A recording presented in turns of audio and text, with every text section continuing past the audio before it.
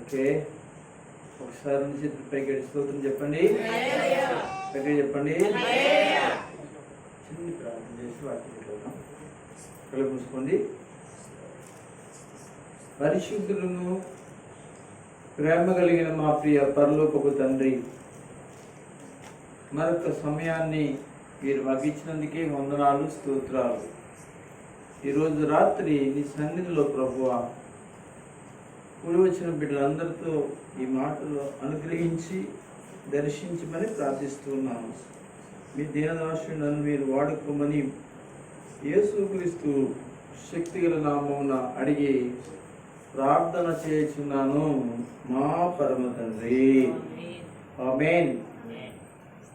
ప్రభునందు దేవుని బిడ్డలారా, ఈ యొక్క రాత్రి కాలంలో మరొక చక్కటి దినాన్ని దేవుడు మనకి ఇచ్చినందుకు దేవుడికి మహిమ కలిగినట్లుగా ఆయన సన్నిధిలో రెండు చేతులు పైకెట్టి ఒకసారి స్తోత్రం చెప్పగలరా? హల్లెలూయా. ఆదికాండము, అందరూ కూడా బైబిల్ తెరిచి చూద్దాం. ఆదికాండము 31వ అధ్యాయము, 31వ అధ్యాయము అందరూ తెరిచి చూడండి. ఆదికాండము 31వ అధ్యాయము మొదటి 3 వచనాలు చదువుకుందాం. లాబాను కుమారులు మన తండ్రికి కలిగినది యావత్తును యాకోబు తీసుకుని తన తండ్రికి కలిగిన దాని వలన ఈ యావదాస్తి సంపాదించినని చెప్పుకునే మాటలు యాకోబు వినెను. మరియు అతడు లాబాను ముఖము చూచినప్పుడు అది నిన్న మొన్న ఉండినట్లు అతని ఎడల ఉండలేదు. అతడు యెహోవా నీ పితరుల దేశమునకు నీ బంధువుల వద్దకును తిరిగి వెళ్ళుము. చాలండి. ఈ యొక్క సమయంలో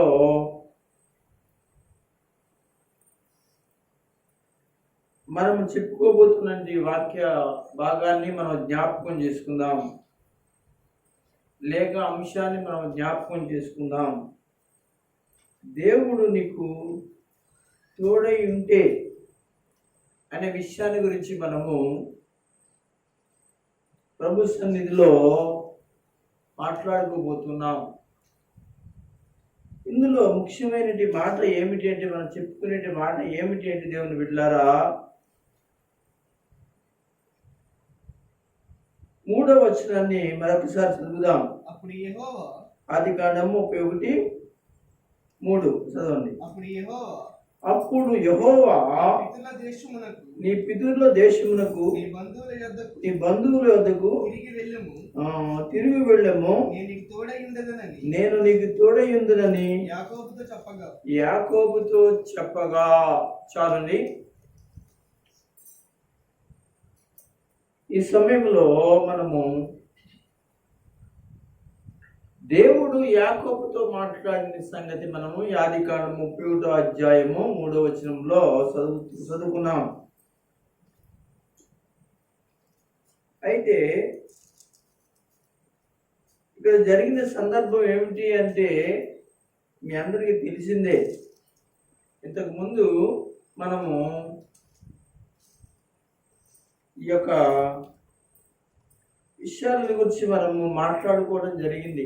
గత వారాల్లో మనము యాకోబుని గురించి మాట్లాడుకున్నప్పుడు కొన్ని సంగతులు మనము చెప్పుకోవడం జరిగింది.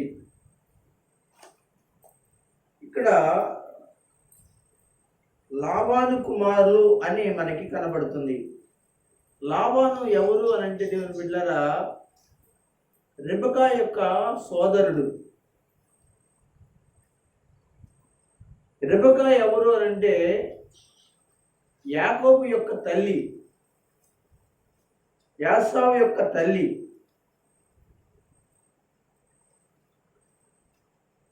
యాకోబు యొక్క భార్య రెబెకా. అయితే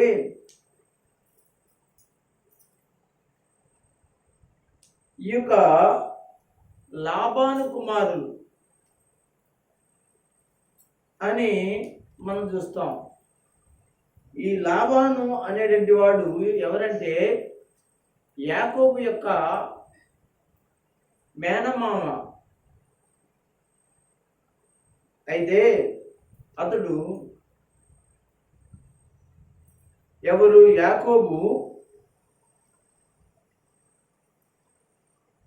తన తండ్రి దగ్గర నుంచి, తన తల్లి దగ్గర నుంచి, తన దేశము నుంచి, తన కుటుంబాన్ని నుంచి ఒక రోజున తన యొక్క మేనమామ ఇంటి దగ్గరికి వెళ్ళటం జరిగింది. జాగ్రత్తగా మీరు గమనించండి. ఎందుకు వెళ్ళాడు, దేనికోసం వెళ్ళాడు అని అంటే, యాకోబు యొక్క తల్లి తండ్రి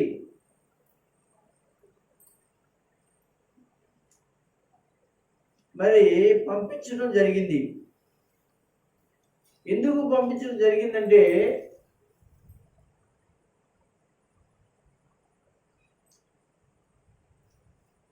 ఆ ఇంటిలో చిన్నపాటి పరిస్థితులు చోటు చేసుకున్నాయి. ఏమిటి అంటే, ఇస్సాకు రెబెకాకి పుట్టినటువంటి పిల్లలు ఇద్దరు. ఒకడు యాసావు, రెండో వాడి పేరేమో యాకోబు. అయితే యాసావు అనేవాడు తల్లిదండ్రుల మాట వెనుక కానాను దేశంలో ఉన్నప్పుడు కానానికి సంబంధించినటువంటి పిల్లలను చేసుకోవడం జరిగింది.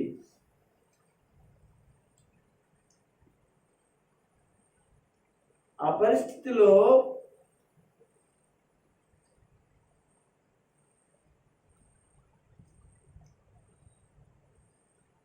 యాకోబు తల్లి అనబడిన, లేక క్షమించండి, యాకోబు భార్య అనబడిన రెబెకా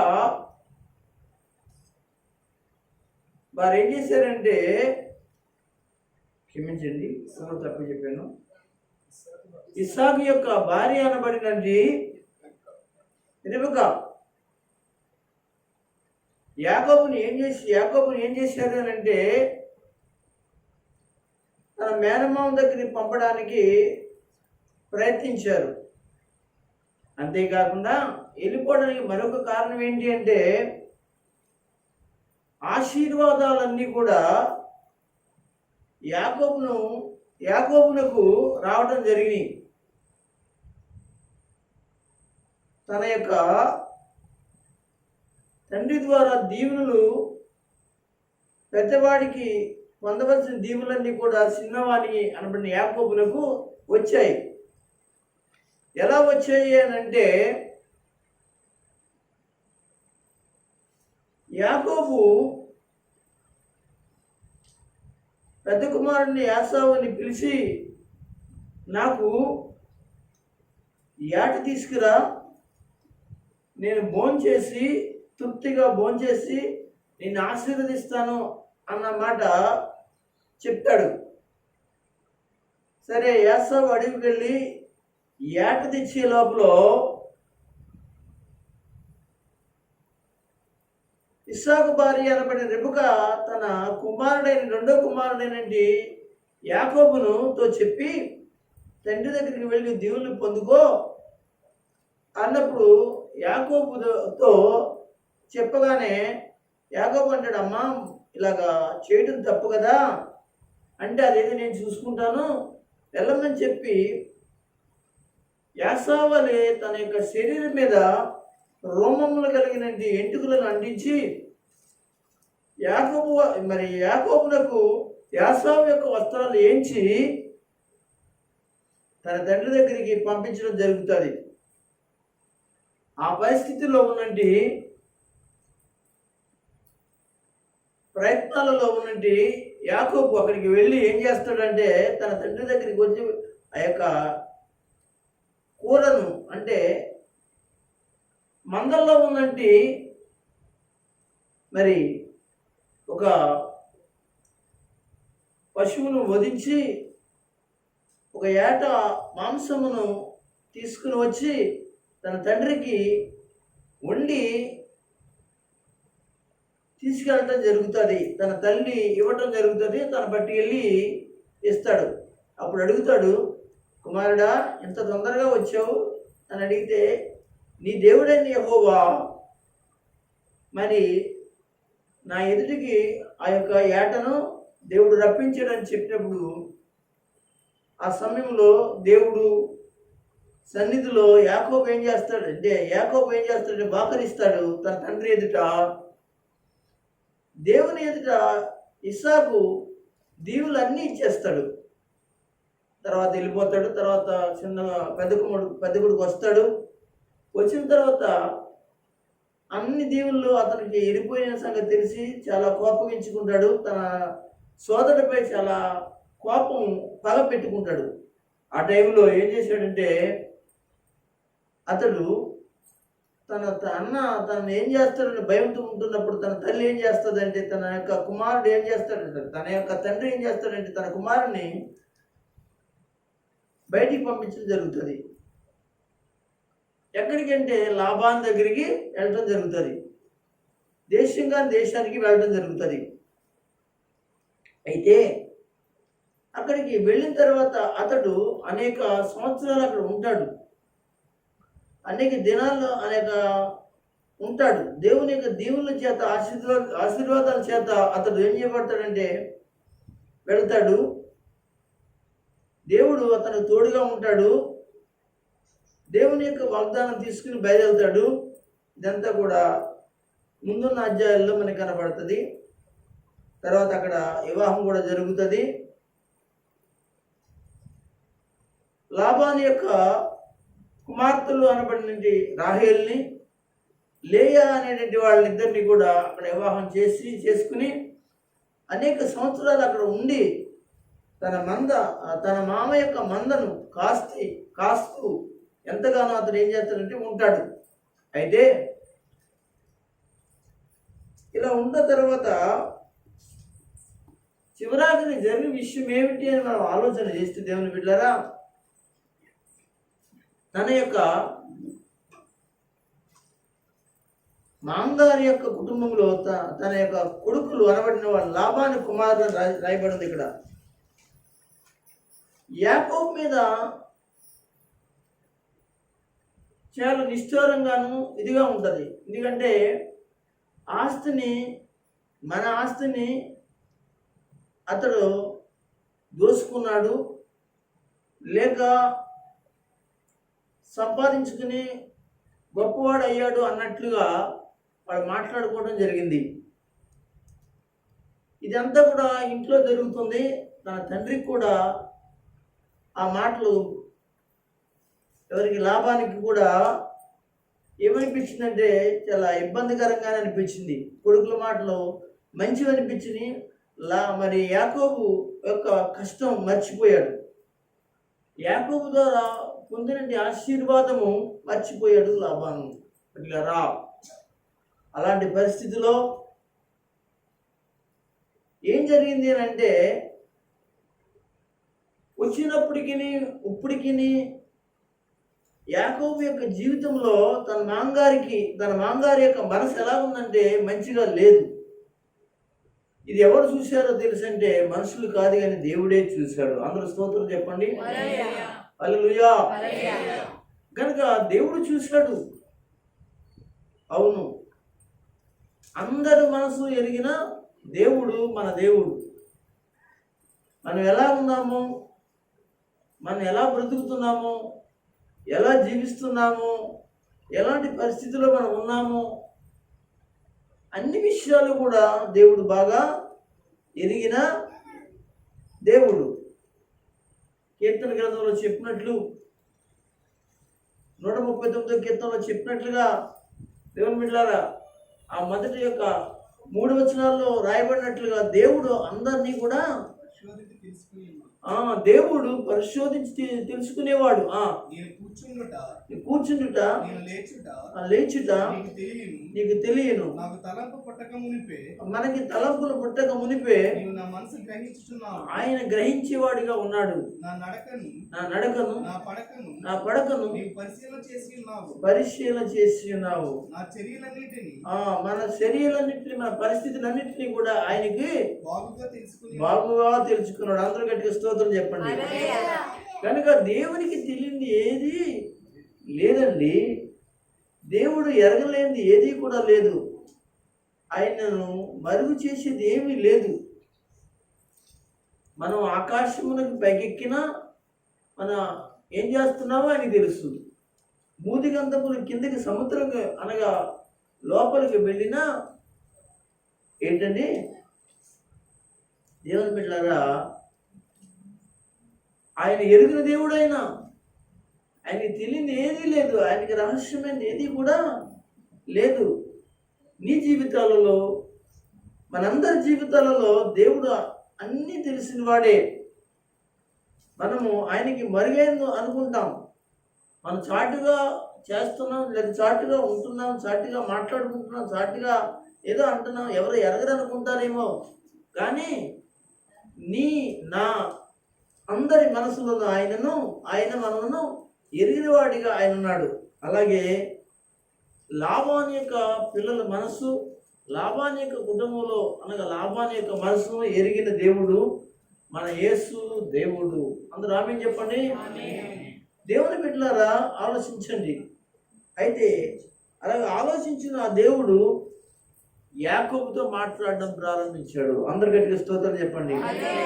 అవును, ఈ రోజున సంఘములో కానీ, సమాజంలో కానీ, విశ్వాసుల్లో కానీ, సహోదరుల్లో కానీ, సహోదరిమణుల్లో కానీ ప్రతి ఒక్కరిలో కూడా అందరి హృదయాలను ఎరిగిన దేవుడు. అప్పుడు ఆయన ఎరిగిన దేవుడు కనుక నీతో ఏం మాట్లాడాలో, మరి నీతో ఎలా వ్యవహరించాలో దేవుడు ఏం చేస్తాడంటే తన దాసులను ఏం చేస్తాడంతో మాట్లాడి ఆయన కార్యక్రమాలను ప్రారంభిస్తాడు. అందరు గట్టిగా స్తోత్రం చెప్పండి. హల్లెలూయా. అలాగే యాకోబు కూడా దేవుని బిడ్డలారా, యాకోబు కూడా ఏం చేశాడంటే యాకోబును కూడా దేవుడు ఏం చేశాడంటే దర్శించడం మరి మనం చూస్తాం. ఈరోజు రాత్రి దేవుని బిడ్డలారా, వాక్యం ఏంటంటే దేవుని యొక్క బిడ్డలారా మీరు ఆలోచన చేయండి. దేవుడు యాకోబులకు ఏమయ్యాడు? తోడై ఉన్నాడు.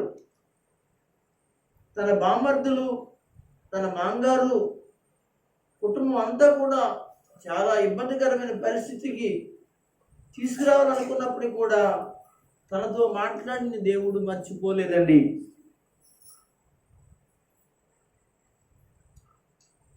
ఆయన ఏ కొండ మీద అయితే దేవుడు దర్శించాడో ఆకాశములకు పైగా నుంచి నేయబడడం, దేవదూతల నుంచి నుంచి కిందకి దిగడం, కొంతమంది దేవదూతలు పైకి ఎక్కడము యాకోబు చూశాడో ఆ చూసిన దేవుని సమర్పించుకుని ప్రార్థన చేశాడు. ఆ రాత్రి నువ్వు నాతో ఉన్న ఎడలా నేను తప్పనిసరిగా తిరిగి వచ్చి నీ కొరకు నేను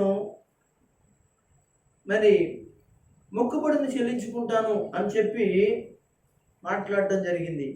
దేవుడు యాకోబు తోడుగా ఉన్నాడు. అలాగనే తన మేనమామ దగ్గరికి రావడం జరిగింది. అక్కడ కూడా తోడుగా ఉన్నాడు. ఒక ఉన్నతమైన స్థితిలో నీ దేవుడు యాకోబును తీసుకొచ్చాడు. తనను బట్టి తన యొక్క మేనమామ కుటుంబాన్ని నానాటికి మందలుగా ఆస్తి దేవుడు దీవించడం జరిగింది. ఇది చూసుకుని తర్వాత లాబాను యొక్క పిల్లలు కానీ లాబాను కానీ చిన్న చూపు చూడడం జరిగింది. ఆ టైంలోనే దేవుడు ఏం చేశాడో తెలుసా?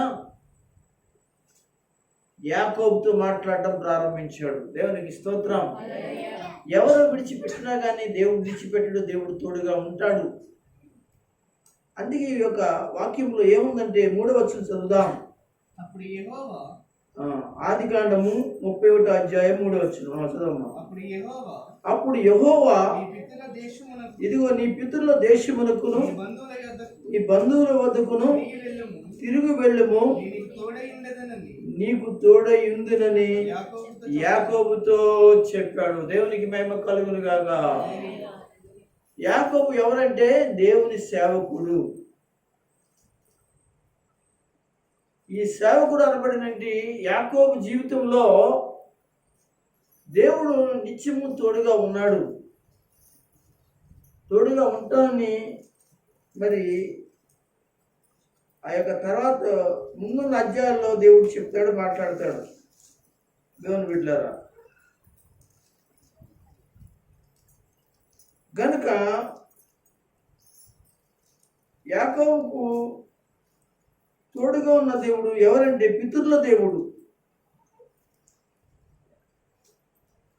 పితరుల దేవుడు ఎవరు? పితరులు అంటే వాళ్ళ పితరులు ఎవరంటే అబ్రహాము, ఇస్సాకు, అలాగే ఇప్పుడు యాకోబు, తర్వాత నెక్స్ట్ యాకోబు.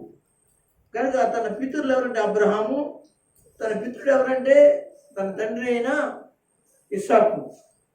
కనుక ఈ దేశానికి వెళ్ళము, నీకు తోడుగా ఉంటాను, వెళ్ళు, భయపడకు, నీకు సహాయం చేస్తాను అని దేవుని యొక్క వాగ్దానము చెప్పడం జరిగింది.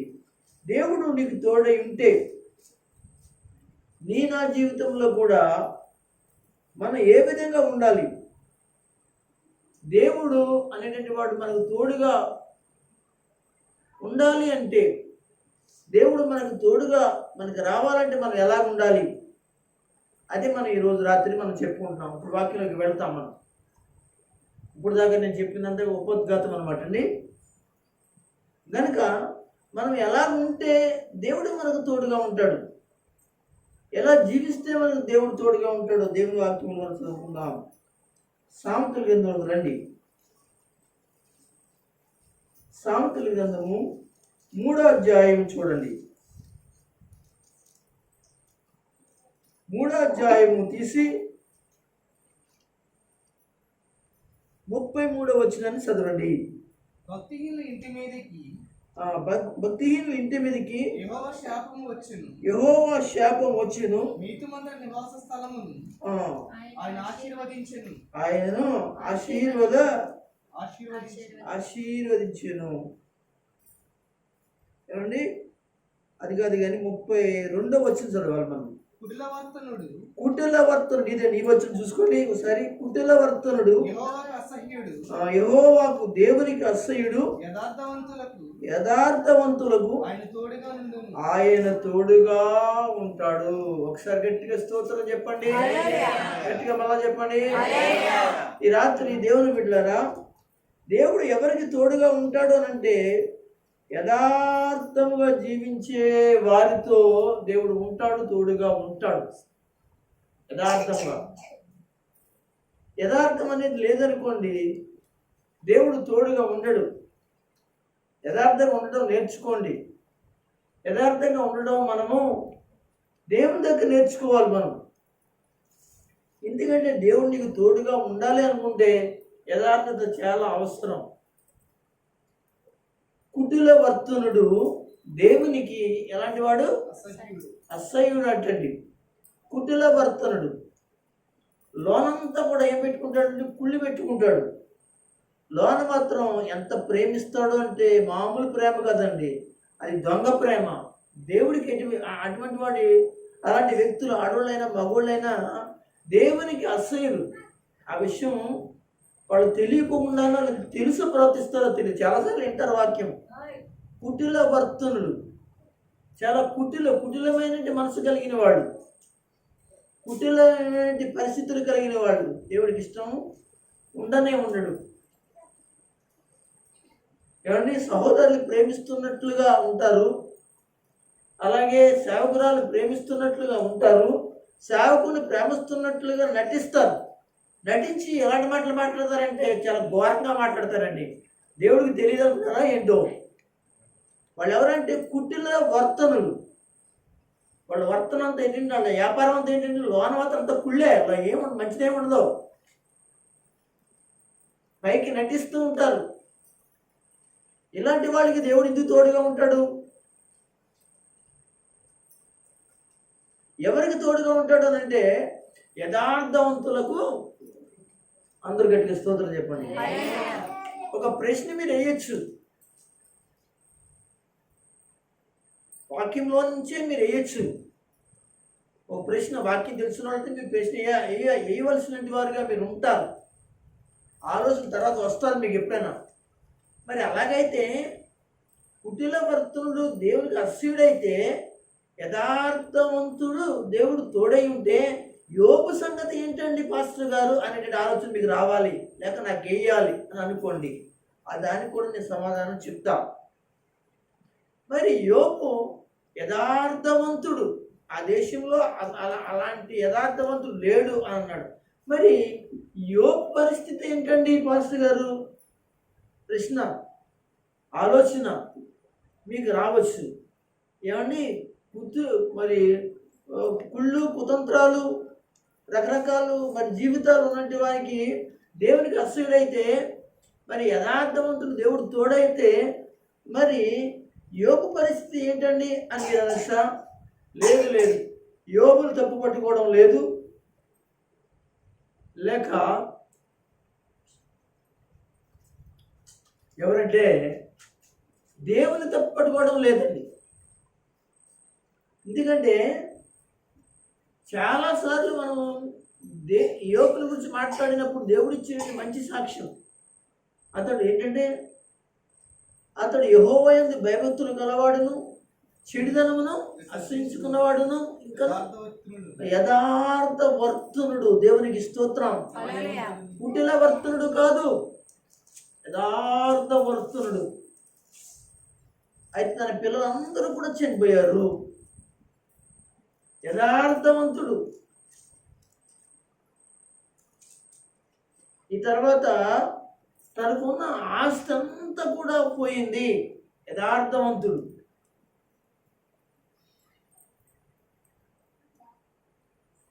ఇంకా ఆలోచన చేస్తే దేవుని బిడ్డలారా, అతనుకున్నది అంతా కూడా పోయింది. తన భార్య తన విషయంలో తన యొక్క బలహీనత, తన యొక్క వ్యాధి వచ్చి పరిస్థితిలో కొట్టిమట్లాడుతుంటే తన భార్య కూడా చాలా భయంకరంగా అసహించుకుంది. మరి ఇవన్నీ కూడా దేవుడు తోడై ఉంటే, దేవుని సన్నిధిలో యథార్థవంతుడై ఉంటే ఈ పరిస్థితులను ఎందుకంటారండి అని అంటారా? కానీ అక్కడ ఒక సవాలు యోబు మీద సాతానుని విసరటం మనం చదువుకుంటాం. ఆ సవాల్లో యోబు దేవుని గెలిపించడానికి దేవుడు అతనికి తోడుగా ఉన్నాడు అనే విషయం సాతాను మాట్లాడితే ఏం చేశాడంటే, నేను కంచి తీశాను, యోబు జోలికి మాత్రం వెళ్ళొద్దు, అతని ప్రాణాన్ని ముట్టుకోవడానికి వీల్లేదు కానీ అని చెప్పినప్పుడు అలాగా సాతానుడు చాలా భయంకరంగా, చాలా ఉగ్రుడై తన పిల్లల మీద, తన ఆస్తి మీద, తన మీద, తన భార్య మీద అటాక్ అయి చాలా భయంకరంగా ఇబ్బంది చేయడం జరిగింది. అందరూ స్తోత్రం చెప్పగలరా? ప్రియమైన దేవుని బిడ్డలారా, ఆ పరిస్థితిలో యోబు ఎప్పటి వరకు యథార్థవంతుడిగా ఉన్నాడండి? సర్వము కోల్పోయినప్పటికీ కూడా, తన స్నేహితులు వచ్చి దూషించి మాట్లాడుతున్నప్పుడు కూడా, నువ్వు ఒక దైవ సేవకుడు, ఈ పరిస్థితి ఏంటి ఇలా జరిగింది అని యోబును తన స్నేహితులు భయంకరంగా అని దూషిస్తున్నప్పుడు, మాట్లాడుతున్నప్పుడు కూడా అతను మాట్లాడలేదు. యోబు ఒక సేవకుడండి. దేవుని యొక్క సన్నిధిలో దేవుని కొరకు నిత్యమును బల్లర్పించి ప్రభుని స్తుతించినట్టు కుటుంబంలో ఒక గొప్ప దైవ సేవకుడండి. ఊరువారు, గ్రామస్తులు, దేశస్తులు చూస్తుండగా వాళ్ళందరూ కూడా అతన్ని ఎంత వేళ చేశారు అని అంటే శరీరం అంతా కనీసం సహకరించలేని పరిస్థితులు, పుళ్ళుతోని రకరకాల జబ్బుతోని మంచం మీద పడి అనగా కొట్టిమిట్లాడుతున్న పరిస్థితి అండి. యోబు తన జీవితంలో తన యథార్థతని కోల్పోకుండా ఏం చేశాడు ఉన్నాడు. ఆఖరి పరిస్థితిలో, ఆఖరి టైంలో దేవుడు తిరిగి వచ్చి ఏం చేశాడో తెలుసా? యోబును దర్శించి రెండింతల ఆశీర్వాదాన్ని తనకిచ్చి, మళ్ళీ పిల్లల్నిచ్చి, మళ్ళీ ఆస్తునిచ్చి, మళ్ళీ తన పరిస్థితిని అంతా కూడా మంచిగా చేసిన దేవుడు మన ప్రభు అయిన యెహోవా. అందరూ స్తోత్రం చెప్పండి. ఏమండి, అయితే యోబుని అంత ఆశీర్వాదకరంగా ఉంచాడు అనే విషయాన్ని మీకు జ్ఞాపకం చేస్తున్నాను. అయితే ఇక్కడ కుటిల వర్తనుడు కాదు, ఎవరు? యథార్థ వర్తనుడు. ఎవరు? అతని దగ్గర కుళ్ళు కుతంత్రాలు లేవు.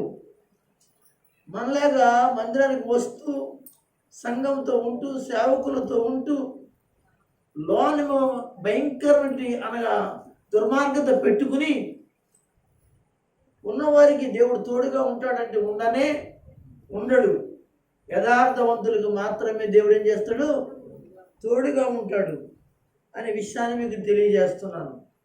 గనుక ఈ రాత్రి కాలంలో దేవుడు ఎవరికి తోడుగా ఉంటాడు అని అంటే యథార్థవంతులకు తోడుగా ఉంటాడు. ఇంకొక మాట కూడా చదువుదాం. ఇంకొక మాట, ఆమోసు గ్రంథాన్ని తెరవండి.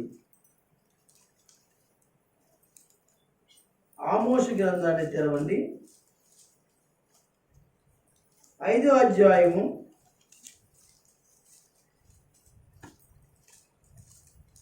5వ అధ్యాయము తెరిచి 14వ వచనం చదవండి. మీరు బ్రతుకున్నట్లు కీడు విడిచి మేలు వెదుకుడి.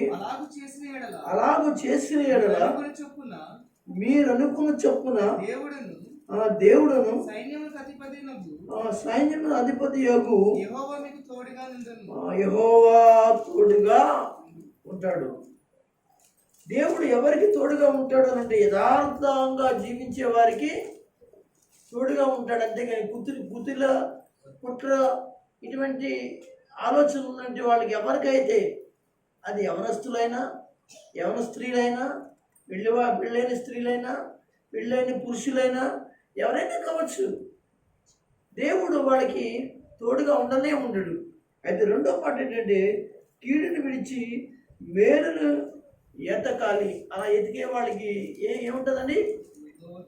దేవుడు తోడుగా ఉంటాడు. ప్రియమైన దేవుని బిడ్డలారా, ఆలోచించండి, ఎంత మంచి మాట ఈ మాట. ఏమంటాడంటే మీరు బ్రతుకున్నట్లుగా కీడును విడిచి మేలును ఎతకండి. మేలును ఎతకాలి. ఈ రోజున మేలును ఎతికే వాళ్ళు ఎవరు లేరు. కీడును ఎతకడానికి, కీడును సంపాదించుకోవడానికి మాత్రమే సిద్ధపడుతున్నారు. కనుక అలాంటి వారి విషయంలో దేవుడు మాట్లాడే మాట ఏమిటి అంటే, దేవుని బిడ్డలారా ఆలోచించండి, వాక్యం చెప్తున్నది.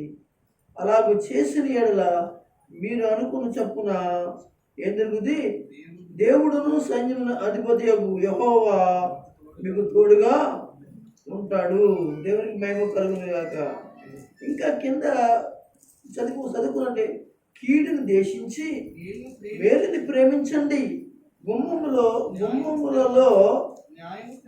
న్యాయమును స్థిరపరచండి. ఒకవేళ దేవుడును సైన్యపు అధిపతి యెహోవా యేసేపు సంతతిలో శేషించిన వారి యందు కనికరించును. ఎంత మంచి మాట అండి దేవుని బిడ్డలారా. ఇక్కడ మనం నేర్చుకోవాల్సిన విషయం ఏంటంటే, ఏం విడిచిపెట్టాలంటే కీడును విడిచిపెట్టాలి. ఈ రాత్రి కాలంలో మీలో ఇలాంటి కీడు కలిగిన పరిస్థితులు ఏవైనా ఉన్నాయో వాటిని ఏం చేయాలి? విడిచిపెట్టాలి.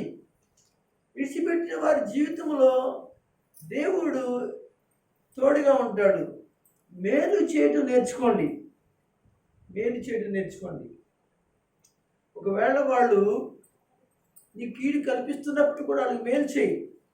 మరి నువ్వు కూడా కీడు చేసేదాన్ని కానీ కీడు చేసేవాడు కానీ వాళ్ళలాగానే నువ్వు ఉంటే ఎంతకాలం అండి దేవుడిని అనగా దేవుడు చూస్తూ అలాగా ఊరుకుంటాడు? ఆలోచించే, నీకు తోడుగా ఉంటాడా? వాళ్ళు నువ్వు ఒకటి అయిపోయావు కదా, వాళ్ళలాగానే నీ జీవితం కూడా ఉంది కదా. మంచిగానే ఉందేంటి గొప్ప చెప్పుకోవడానికి? గొప్ప చెప్పుకోవడానికి ఏం లేదు కదా. నువ్వు కూడా అదే అదే తరగతిలో ఉన్నావు, అదే మార్గంలో ఉన్నావు, అదే పరిస్థితిలో ఉన్నావు. నువ్వు మానవా? ఇంకా ఎన్నిసార్లు చెప్తాను నువ్వు మానవా అన్నమాట. ఇన్నిసార్లు మాట్లాడుతుంటే సేవకుడి ద్వారా మారకపోతే ఒక రోజున హఠాత్తుగా నువ్వు పరిస్థితులను మార్చుకోవడానికి నువ్వు వచ్చినా నీకు అవకాశం లేకుండా పోతుందని దేవుని యొక్క వాక్యం చెప్తూ ఉంది. అప్పుడు దేవుడు నవ్వాల్సిన వాడు ఏమన్నాడు కానీ నీకు మేలు చేసేవాడికైనా ఉండడని సామెతల గ్రంథంలోనే చెప్తాడు ఆయన. కనుక దేవుని బిడ్డలారా ఆలోచించండి. ఈ రాత్రి మీతో నేను మాట్లాడే మాట ఏంటంటే, కీడుని విడిచి, యేసుప్రభు కూడా ఒక స్త్రీతో ఏం చేయమన్నా, ఈ రోజు నుంచి ఏం చేయమన్నాడంటే నీ పాపాన్ని విడిచి అన్నాడు. అంటే ఆ పాపమే దేవుని బిడ్డల కీడు, ఆ కీడే పాపము. చాలామంది అనుకుంటారు ఒక పిల్లి ఎదురొస్తే కీడు, ఒక శవ ఎదురొస్తే కీడు, ఒక భర్త చచ్చిపోయినట్టే ఒక స్త్రీ ఎదురొస్తే కీడు, లేకపోతే ఒక నూనెకుండ ఎదురొస్తే కీడు, పుల్ల వస్తే కీడు, ఇలా రకరకాలుగా ఎవరైనా చనిపోతే కీడు, ఇలాంటి ఎన్నో చెప్పుకుంటారు, ఎన్నో అనుకుంటారు, అవి కీడు అనుకుంటారు. నేను అంటున్నాను అవన్నీ కీడు కాదు. ఏ కీడు అంటే నువ్వు చేసేటి ఏదైతే దేవునికి వ్యతిరేకంగా ఉందో అది కీడు. కనుక ఆ కీడు నువ్వు ఏదైతే నువ్వు ప్రయత్నిస్తున్నావో చేస్తున్నావో దాన్ని ఏం చేయాలో తెలుసంటే విడిచిపెట్టాలి. విడిచిపెట్టి ఏం చేయాలి? మేలు చేయాలి. దేవునికి స్తోత్రం చెప్పండి.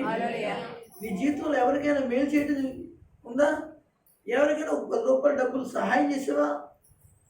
మరి మేలు చేసేటంటి మాటలు ఎవరికైనా నేను చెప్పావా?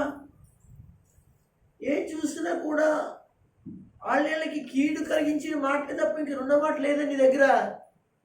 ఏంటండి ఈ జీవితాలు? ఏంటండి ఈ పరిస్థితులు? ఆలోచన చేయండి. ఈరోజు రాత్రి నీ వల్ల ఎవరైనా మేలు పొందుకున్నారా? చాలామంది సంఘంలో కొంతమంది ఉన్నారు, వాళ్ళ ద్వారా ఎదురు వాళ్ళు మేలు పొందుకున్నట్టు వాళ్ళు చాలామంది ఉన్నారు. సంఘంలో బోలు మంది ఉన్నారు. వాళ్ళు ఎదరు వాళ్ళకి మేలు చేసి వాళ్ళుగా ఉన్నారు కొంతమంది. కనుక ఈరోజు నేను ఏం చెప్పాలన్నానండి, నువ్వు మేలు చేసేదానిగా ఉంటే నీ దేవుడు నీకు తోడుగా ఉంటాడు. నువ్వు అవతల వాళ్ళకి నువ్వు కీడు చేసేదానిగా ఉంటే దేవుడు నీకు తోడుగా ఉండడు. కనుక జాగ్రత్త అండి. దేవుని వాక్యం అండి ఇది. దైవ సేవకుడు ఇంత ఆవేదనతో చెప్తున్నాడంటే నీ జీవితంలో ఇంకా మార్పు కలగట్లేదే. వింటున్నావు, ఏం చేస్తున్నావు తెలుసంటే ఎవరి మీద ఏంటంటే డైలాగులు వేస్తున్నావు నువ్వు. ఎవరి మీద వేస్తే బాగుండండి. దైవ సేవకుల కుటుంబం మీద వేస్తున్నారు కొంతమంది డైలాగులు. జాగ్రత్త, దేవుడు చూస్తూ ఉన్నాడు. తప్పండి. ఇప్పుడు దైవ సేవకుడి మీద, దైవ సేవకుల కుటుంబం మీద వేసినా దేవుడికి ఇష్టం ఉండదు. అలాగే సంఘం మీద కూడా వేయకూడదండి, దేవుడికి కోపం వస్తుంది. ఎందుకంటే అది అలాంటి మాటలు, కీడు కలిగిన మాటలు, డైలాగులు, పరిస్థితులు మాట్లాడకూడదు. దేవుడు చూస్తున్నాడు. అది సంఘమైనా దేవుడికి ఇష్టం ఉండదు. అది అనగా సహోదరులైనా దేవుడికి ఇష్టం ఉండదు. అలాగ మాట్లాడకూడదు వాళ్ళ మీద. చాలా జాగ్రత్తగా ఉండాలి. ఒక సేవకుడే కాదు, ఎవరి మీద అయినా కానీ. కనుక ఈ రోజున కీడు విడిచి మేలు చేసేదానిగాను వాడిగాను సంఘములో ప్రతి ఒక్కరు ఉండాలనేదే దేవుడు కోరుకుంటున్నాడు, ఇష్టపడుతున్నాడు. పదే పదే దేవుడు నీతో మాట్లాడుతున్న ప్రతి మాటకి ఈ రోజున నువ్వు పక్కన పెట్టేసి నువ్వు జీవించాలనుకున్నావు అనుకో, రేపు అనగా ఈ వాక్యానికి నువ్వు సమాధానం చెప్పవలసిన వాడిగాను దానిగాను నువ్వు ఉన్నావు. కనుక దేవుడు నీకు తోడుగా ఉండాలి అంటే నువ్వు ఇలాగ చేయటం మంచిది, మేలు చేయటం మంచిది, యథార్థవంతుడిగా ఉండడం మంచిది. మరొక మాట మనం చదువుదాం. సమూయేలు గ్రంథంలో చూద్దాం ఉంది. సార్ బైబిల్ తెరవండి. మొదటి సమూయేలు 18వ అధ్యాయం తీసి. మొదటి సమూయేలు 18వ అధ్యాయం 18వ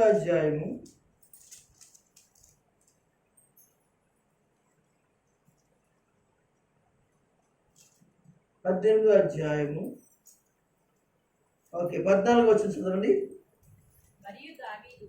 మరియు దావీదు సమస్త విషయములలో సుబుద్ధి కలిగి ప్రవర్తింపగా యెహోవా అతనికి తోడుగా ఉన్నాడు. దేవునికి స్తోత్రం. ఎవరికి తోడుగా ఉన్నాడు అంటే సుబుద్ధి కలిగిన వారు ఎవరైతే ఉన్నారో, సుబుద్ధి కలిగి ప్రవర్తిస్తున్నారో వారికి తోడుగా దేవుడు ఉంటాడు. మూడో మాట. దేవునికి స్తోత్రం.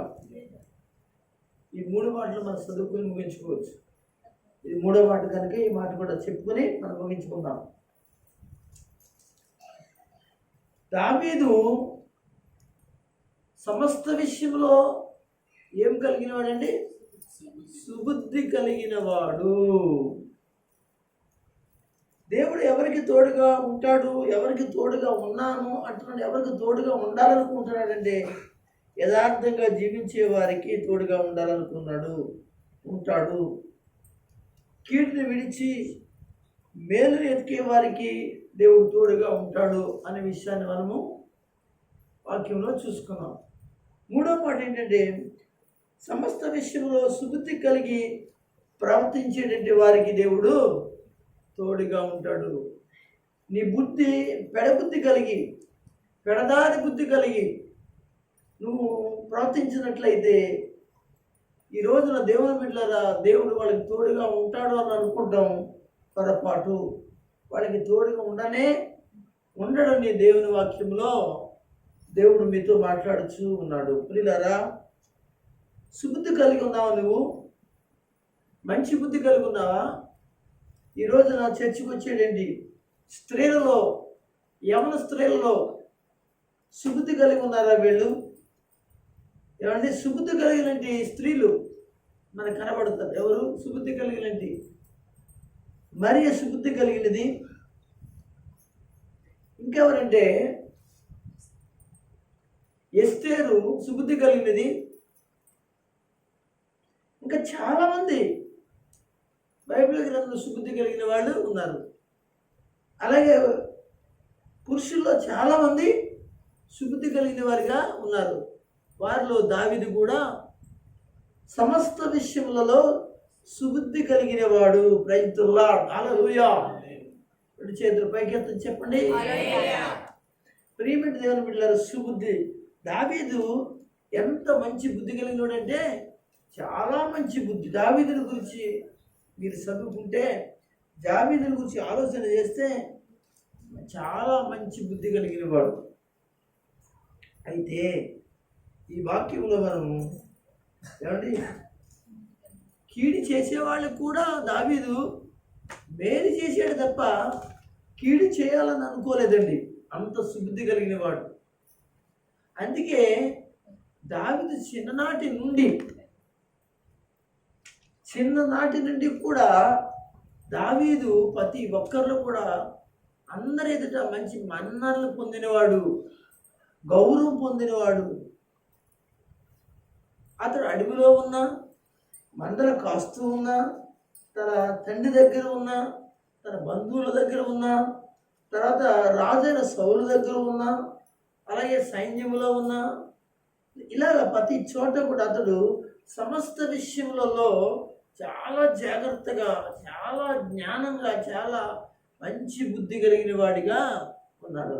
అందుకే అంత మంచి సుబుద్ధి కలిగినాడు కనుక సౌలు అనేటువంటి రాజుగారి కుమారుడు, యోనాతాను అనేటువంటి రాజకుమారుడు మరి దావీదుని ఎంత ప్రేమించాడు అని అంటే బైబిల్లో చెప్పాలంటే చాలా ప్రేమించాడు. వాళ్ళిద్దరూ ఎంత ప్రేమలంటే దావీదు హృదయం యోనాతాను హృదయం, యోనాతాను హృదయం దావీదు హృదయం అంత చక్కటి అనగా హృదయం కలిగినట్టి వారిగా మనం బైబిల్లో మనము చూస్తాం.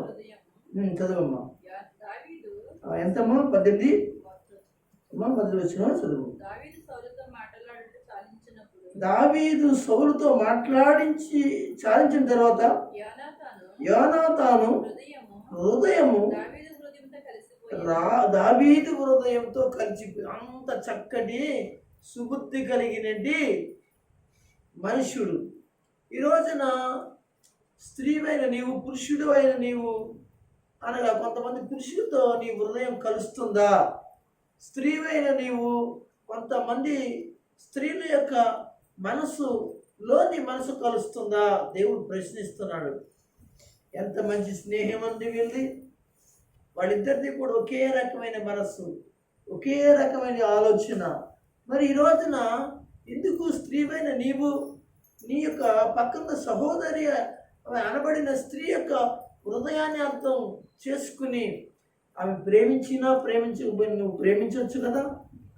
మరి సోదరుడైనది వాడు, మరి మరొక సోదరుడు ఒక ప్రేమించకపోయినా నువ్వు ప్రేమించడం తప్పేముంది? దానిలో నువ్వేమి నష్టపోవు కదా, నువ్వేమి ఇబ్బంది పడిపోవు కదా. నువ్వు అలా చేస్తుంటే నీకేం కలుగుతుంది? దేవుడు నీకు తోడుగా ఉంటాడు. దేవుడు నీకు తోడుగా ఉండటం కావాలా? ఏమన్నా ఆలోచన చేయండి. ఈ రాత్రి వాక్యం చెప్తున్న మాట ఏంటంటే, దావీదు అన్ని విషయములలో కూడా సుబుద్ధి కలిగిన వాడిగా ఉంటాడు. అయితే కొద్దిపాటిగా దావీదుని గురించి మనం చదువుదామా? ఒకసారి చదవండి. 10వ వచనం నుంచి చదవండి. మరునాడు దేవుని యొద్ద నుండి దురాత్మ సౌలు మీదకి బలముగా వచ్చినందున అతని ఇంటిలో ప్రవశించుచుండగా దావీదు మునుపుటిలాగున వీణ పట్టుకుని వాయించడం ప్రారంభించాడు. ఒకప్పుడు సౌలు చేతిలో ఈటి ఉండగా దావీదును పొడిచి బిగించదనుకుని ఇసిరెను. అయితే అది తగలకుండా దావీదు 2 మార్లు తప్పించుకున్నాడు. అందరూ స్తోత్రం చెప్పండి. ఏమండి చూడండి, సౌలు యొక్క మనసు ఎంత దరిద్రంగా ఉంది చూసారా? ఇతడు దురాత్మతో పీడించబడుతుంటే భయంకరమైన పరిస్థితిలో ఉంటే దావీదు వాయించి పాట పాడి స్తుతించి దేవుణ్ణి, అతలో ఉన్న దురాత్మ వెళ్ళేటట్టుగా దేవుని సన్నిధిలో దేవుని ఆరాధించాడు దావీదు. అలాంటి దావీదుని సౌలు ఏం చేయాలనుకున్నాడు? చంపాలనుకున్నాడు. ఒక్కసారి కాదు, ఇక్కడ చాలాసార్లు చంపాలనుకున్నాడు మీరు బైబిల్ చదివితే. కానీ దావీదు సుబుద్ధి కలిగిన వాడు. ఇలాగ జరుగుతున్నప్పుడు చాలాసార్లు సౌలు సైన్యము చేత దావీదును తగులుతూ ఉండేవాడు, చంపడానికి ప్రయత్నిస్తూ ఉండేవాడు. అయినప్పుడు కూడా ఎప్పుడు కూడా దావీదు సౌలును చంపాలనుకోలేదు. ఆలోచించండి. ఏమండి, అతడు దైవబిడ్డడే. ఎవరు? సౌలు. దావీదు దైవబిడ్డడే, కానీ సౌలును చంపాలనుకున్న ఆలోచన బుద్ధి లేదు. అవును, సుబుద్ధి కలిగిన వారికి ఉండేటి లక్ష్యం ఏంటంటే ఎదర వారిని మంచిగా చూడటమే, మంచిగా వాళ్ళ గురించి ఆలోచించడమే. కనుక సౌలు అటువంటి వాడు కాడండి. ఒకసారి ఒక యుద్ధంలోకి వెళ్ళి గెలిచి వస్తుంటే సౌలుకి 1000, దావీదుకి 1000 కొలది అనేటువంటి నాదం, స్తుతి అనగా ఊరేగింపు జరుగుతుంటే ఏం జరిగిందో తెలుసంటే, సౌలు దావీదు మీద భయంకరమైన కోపం తెచ్చుకుని అసహ్యపడి మనస్సులో ఎలా ఉన్నాడో తెలిసింది, భయంకరంగా ఉన్నాడు. ఏమండి, ఎప్పుడైతే మనస్సులో అసూయ ఎదురోళ్ళ పట్ల వస్తుందో, హీనంగా మాట్లాడటం ప్రారంభిస్తారో, వాళ్ళలోనికి దురాత్మ ప్రవేశిస్తుంది. ఆ రోజు నుంచే సౌలులోనికి ప్రారంభించడం జరిగింది. ఇలాగ చాలాసార్లు దావీదును చంపడానికి ప్రయత్నించాడు, కానీ దావీదు మాత్రం సౌలుని ఎప్పుడు చంపడానికి, ఒకసారి కొండ మీద సౌలు దావీదుని చంపడానికి ప్రయత్నిస్తే ఆదేశం పారిపోతూ గృహాల్లో కొండలో దాక్కున్నప్పుడు ఒక రాత్రి ఆ యొక్క కొండల్లో దాక్కున్నది దావీదు సౌలుని గమనించి ఒక రాత్రి సౌలు పడుకున్న చోటుకు వెళ్ళి అతను నీళ్లు పుట్టి అతను వేసుకున్నటి వస్త్రాన్ని కట్ చేసి వచ్చాడు. అంతే తప్ప ఆ టైంలో ఏం చేయాలి, సౌలు చంపేవచ్చు ఎవరు అన్నమాట. కానీ అతను సుబుద్ధి కలిగిన వాడు, మంచి బుద్ధి కలిగిన వాడు. అలాంటి మనసు కక్ష, అలాంటి మనసు యొక్క పరిస్థితులు, అలాంటి విధానము దావీదుకి లేదు. అందుకే దేవుడు దావీదుకి ఏమయ్యాడు, తోడై ఉన్నాడు. కనుక పిల్లరా, కనుక ఇలాగ దావీదు జీవితంలో మనం చూస్తే ఎన్నో విషయాల్లో మరి దేవుడు అతను తోడుగా ఉండడం వల్ల ఎవరికి ఎటువంటి హాని చేయలేదు. అప్పుడు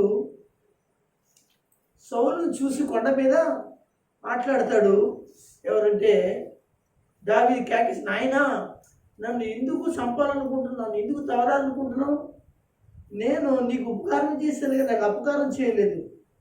ఈ రోజున నీ సైన్యంలో అనేక మందికి నేను ఈ విధంగా నేను మంచిగా ఉండడం తప్ప, నీకు సైన్యంలో నీకు మంచిగా ఒక ఎత్తు సూర్యుడిగా ఉండడం తప్ప నీకు ఎన్నో మేళ్ళు చేశాను. కానీ నన్ను ఎందుకు నల్లి లాంటి వాడిని, దోమ లాంటి వాడిని నలిపేస్తే చచ్చిపోయేటువంటి వాడిని, అలాంటి వాడిని నన్ను తవ్వుతున్నామని చెప్పేసి అంటున్నప్పుడు, అయితే ఒక మాట అంటాడు దావీదు, అంటాడు అక్కడ ఉన్నటువంటి సైన్యం యొక్క కాపులాదారులు అంటున్నారు, మీ యొక్క రాజుగారికి మీరు భద్రత లేకుండా ఎంచుకున్నారు అని చెప్పేసి, మరి మీ దగ్గర నుండి రాజా తండ్రి, ఇదిగో నా తండ్రి లాంటి వాడు, ఈ దగ్గర నుండి నీళ్ళ పొట్టిని ఈ వస్త్రపు సెంగిని కూడా కట్ చేసుకొచ్చాను నేను, ఇదిగో చూసుకున్నప్పుడు వెనక్కి తిరిగి చూస్తే అతని యొక్క వస్త్రం కట్ అయి ఉంది, వాటర్ బుడ్డి ఇక దావీదు చేతిలో ఉంది. అప్పుడు అంటున్నాడు, నేను అప్పుడు ఆ టైంలో నిన్ను చంపి వచ్చాయా, నేను చంపలేదు అంటే, అప్పుడు అంటాడు ఒకటేమంటాడు, నాయనా దావీదు ఎంత మంచివాడవయ్యా నువ్వు అని చెప్పేసి ఆ రోజు నుంచి దావీదును తవరడం మానేశాడని దేవుని వాక్యంలో చెప్పబడుతుంది. అయితే ఇక్కడ ఏముంది అంటే, దేవుని బిడ్డలారా, దేవుడు ఎవరికి తోడుగా ఉన్నాడు అనగా దావీదుకు తోడుగా. ఎందుకంటే సమస్త విషయములలో సుబుద్ధి కలిగిన వాడు అన్నట్లుగా మనం చూస్తాం. చదవండి ఒకసారి. మరియు దావీదు సమస్త విషయములలో సుబుద్ధి కలిగి ప్రవర్తింపగా యెహోవా అతనికి తోడుగా ఉండెను. దావీదు మిగులు సుబుద్ధి గలవాడే ప్రవర్తించడం సౌలు చూచి మరి అధికముగా అతనికి భయపడింది. చూడండి, అతను సుబుద్ధిని చూసి ఎవరికి భయపడ్డాడండి? దావీదుకి భయపడ్డాడండి. దావీదు అతను మంచి బుద్ధినికి భయపడ్డాడండి. సత్యం ఇంకా ఇశ్రాయేలు వారితోను యోధా వారితోను యోధా వారితోను దావీదు జనులకు ముందుగా వచ్చుచు పోవుచుండుట చేత వారు అతన్ని ప్రేమింపగా సౌలు నా చెయ్యి వారి మీద పడకూడదు, అతని మీద దావీదు మీద పడకూడదు, ఫిలిష్తీయుల చెయ్యి వారి మీద పడను గాక అనుకుని దావీదు నా పెద్ద కుమార్తె అయిన మేరేబును నీకిత్తును, నీవు నా పట్ల యుద్ధశాలవై ఉండి యెహోవా యుద్ధములను జరిగించాలి. ఇదంతా కూడా యథార్థంతో చెప్పట్లేదు, కుట్రతో దావీదును చంపడానికి సైన్యం ఎదుట ముందు పెడితే ముందున్నవాడు సత్తాడు, కానీ వెనకాల వాడు ఎలా సత్తాడండి? చదవమ్మా. అందుకు దావీదు, రాజును కలుడునగుటకు నేనెంతటి వాడను, నా స్థితి అయినను ఇశ్రాయేలు నా తండ్రి కుటుంబమైనను ఏ పాటువని సౌలుతో అనెను. అయితే సౌలు కుమార్తె అయిన మేరేబును దావీదుకి ఇవ్వవలసి ఉండగా సౌలు ఆమెను చాలా యుద్ధాలు చేశాడు, చాలా చోట్ల యుద్ధాలు చేసి సౌలు ఏం చేశాడో తెలిసి గెలిపించాడు, మంచి యుద్ధాలు చేశాడు. అలాంటి దావీదునకు ఏంటంటే తన గత కుమార్తెను ఇవ్వాల్సిన పరిస్థితిలో ఆ ఇవ్వకోకుండా అతడు మరి ఏదో ఒకరికి ఇచ్చాడు. అయితే అతను ఇంకా పగ మానుకోలేదు, కానీ అతను పగబడుతున్నంతసేపు కూడా దావీదు సుబుద్ధి కలిగిన వాడిగా మాత్రము తన సుబుద్ధిని మాత్రం చేసుకున్నాడు, పోగొట్టుకోకుండా మంచిగా అతడు ఉండడం ప్రారంభించాడు. అయితే ఏం జరిగిందంటే సౌలుకి మరొక కుమార్తె ఉంది. ఆ కుమార్తె దావీదును ప్రేమిస్తుందని సంగతి తెలుసుండి దావీదుకి ఇష్టపడుతుందని తెలుసుకుని మరీ ప్లాన్ చేశాడండి. సరే ఒకసారి కిందకి. సౌలు ఆమెను నెహోతీయుడు అద్రియేలుకి ఇచ్చి పెళ్లి చేసింది. అయితే తన కుమార్తె అయిన మీకాలు దావీదు మీద ప్రేమ కలిగి ఉండగా సౌలు విని సంతోషించి ఆమె అతనికి ఉరిగానున్నట్లును, అది ఉరిగా ఉండినట్లు, ఎందుకంటే అంటే ఉరిగా ఉన్నట్లుగా అతను ప్రేమించినప్పుడు అతను కూడా ప్రేమిస్తాడు, ఆమె పట్ల ఇష్టపడతాడు కనుక ఏం చేస్తే అక్కడి నుంచి వెళ్ళకుండా ఉంటాడు. అప్పుడు ఇతను ఏదో విధంగా ఏదో సైన్యములు ఎక్కడ దుక్కులు చంపేద్దాం అని కుట్ర దావీదు మీద. ఫిలిస్తీన్ల చెయ్యి అతని మీద నుండినట్లును నేను ఆమెను అతనికి ఇచ్చిందనుకొని ఇప్పుడు నేను మరి ఒకదాని చేత నా కలుడు ఒకదాని దావీదుతో చెప్పి యుద్ధాన్ని పంపిస్తున్నాడు. ఫిలిస్తీన్ల దగ్గరికి వెళ్ళి ఫిలిస్తీన్లు ఓడించి చంపితే ఏమండి ఏం జరుగుతుందో తెలుసా, నా కూతురిని మేకాల్ని పెద్ద కూతురిని ఇస్తానన్నాను, మాట తప్పాను, ఇప్పుడు ఏం చేస్తున్నానంటే ఇది నా చిన్న కుమార్తె నీకు ఇస్తాను అని చెప్పేసి ఈ రాజు అయిన సౌలు ఏం చేస్తున్నాడంటే అనగా ఫిలిస్తీన్లతో యుద్ధమాడికి రా, ఈ మరి యుద్ధవాడికి వచ్చి ఫలాన్ని తీసుకొస్తే ఫలాన్ని చేస్తే నేను నా కూతుర్ని ఇస్తానని చెప్పడం జరుగుతుంది. దేవుని స్తోత్రం చెప్పండి. అయితే దావీదు యోధా వారిలో కానీ ఇశ్రాయేలు వారిలో కానీ అతను వెళ్తున్నటువంటి మార్గంలో కానీ అతను ఈ సైన్యంలో యోధుడిగా ఉండి సైన్యంలో గొప్ప ఈరుడుగా ఉండి మరి అతను జీవించినటువంటి సౌలు దగ్గర ఉన్నటువంటి కాలం అంతా కూడా చాలా నమ్మకస్తులుగా ఉండడం వల్ల అది చూసి ఎవరు సౌలు అతను చూసి భయపడడం ప్రారంభించాడు. అయితే దావీదు ఎప్పుడు కూడా సౌలును బెదిరించి ఏదో చేయాలనుకోలేదు, కానీ సౌలు యొక్క పిల్లలను చంపాలని కానీ సౌలు కుటుంబాన్ని నాశనం అన్నప్పుడు అనే పరిస్థితులు కానీ అతను ఎప్పుడు అనుకోలేదు. కానీ అతను ఎప్పుడు కూడా దావీదు ఏం చేయాలనుకున్నాడంటే సౌలుకి ఒక దాసుడుగా ఉండి సైన్యంలో ఉండి అనుకున్నాడు. కానీ దేవుడు ఆ దావీదు యొక్క సుబుద్ధిని చూసి మంచి బుద్ధిని చూసి అతను ఏం చేశాడు తెలుసా, దేవుడు ఆశ్చర్య రీతిగా అతన్ని ఏం చేశాడు, సౌలు మరి వాక్యంలో రాయబడుతుంది, సౌలు అంతకంతకు నేర్సిల్లుచుండెను, దావీదు అంతకంతకు వర్ధిల్లుచుండెను అని వాక్యంలో రాయబడి ఉంటుంది. అందరూ స్తోత్రం చెప్పండి. హల్లెలూయా, హల్లెలూయా, హల్లెలూయా. దేవుని బిడ్డలారా, ఆ మాట నిజమే, వాస్తవమే. దావీదు అంతకంతకు వర్ధిల్లుతూ ఉన్నాడు, సైన్యంలో వర్ధిల్లుతున్నాడు, యూదా వారిలో వర్ధిల్లుతున్నాడు, ఇశ్రాయేలు వారిలో వర్ధిల్లుతున్నాడు, అందరికీ కూడా సుబుద్ధి కలిగిన వాడిగా మంచి పేరు కలిగిన వాడిగా ఉన్నాడు.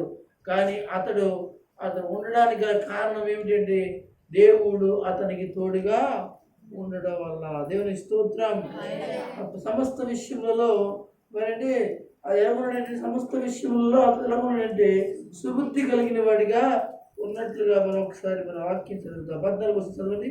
మరియు దావీదు సమస్త విషయములలో సుబుద్ధి కలిగి ప్రవర్తింపగా యెహోవా అతనికి తోడుగా నుండెను. దేవుడు అతనికి దావీదునకు తోడుగా ఉన్నాడు. గట్టిగా అందరూ స్తోత్రం చెప్పండి. ఈ రాత్రి దేవుని బిడ్డలారా, దేవుడు నీకు తోడుగా ఉండాలనుకుంటున్నావా, దేవుడు నీతో ఉండాలనుకుంటున్నావా, దయచేసి మరి యథార్థవంతుడిగా ఉండడం లేక యథార్థవంతుడిగా జీవించడం అనేది చాలా ముఖ్యమైనదని తెలియజేస్తున్నాను. కీడును విడిచి మేలు చేయడం అనేది చాలా అవసరమని దేవుని యొక్క వాక్యము సెలవిస్తుంది. మూడవదిగా సుబుద్ధి కలిగిన వాడిగా దానిగాను నీ జీవితంలో నీ కుటుంబంలో మీరు ఉండాలని దేవుని వాక్యము సెలవిస్తూ ఉంది.